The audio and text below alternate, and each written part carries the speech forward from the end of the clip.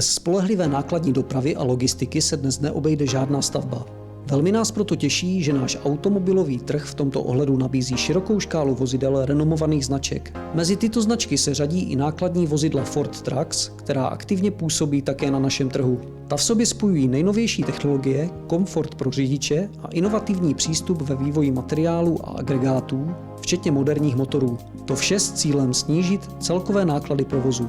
Stavební řada nákladních vozidel Ford Trucks je výkonným, odolným a spolehlivým řešením pro naprostou většinu u nás realizovaných stavebních projektů. Nejlépe o tom vypovídá fakt, že importér nákladních vozidel Ford Trucks, společnost F-Trucks, společně se svým obchodním partnerem společností BC Logistics slavnostně otevřeli další servisní centrum v Otrokovicích. Zde jsme o rozhovor a krátké představení značky Ford Trucks požádali ředitele firmy, pana Štefana Krajčího. Ten k tomu v úvodu našeho setkání říká: Značka Ford Trucks má viac než 60-ročnú históriu. Táto značka je spoločným podnikom, ktorú vytvorili Američania a Turci. Američania Ford Motor Company, veľmi známa. Firma je z nás najznámejších a takisto turecká rodina. Tento spoločný podnik má výrobné závody v Turecku a postupne rozširuje svoju pôsobnosť z východnej Európy smerom do západnej Európy a do severnej Európy, takže cieľom je, aby v najbližších 2-3 rokoch mal pokrytie po celej Európe. Pre nás je toto veľmi dôležitý deň, ako som spomínal aj vo svojom príhovore. Je to už tretie servisné a predajné centrum na Morave.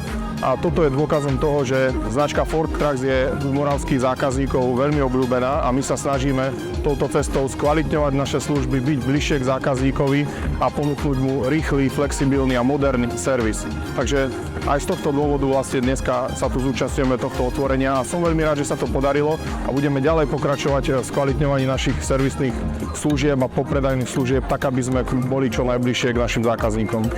Je to v podstate nielen servisné centrum, ale aj predajné centrum. To znamená, bude tu sedieť náš predajca, to znamená z pohľadu tvorby ponúk a takisto aj nejakých predvádzacích a demovozidiel budeme schopní obslúžiť zákazníkov v regióne Zlínska a Otrokovicka.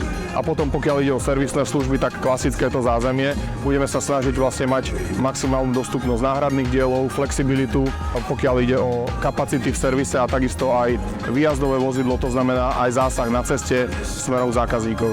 V najbližšej budúcnosti by sme chceli rozšíriť našu predajnú a servisnú sieť v ďalších regiónoch Českej republiky, ktoré sú pre nás veľmi dôležité.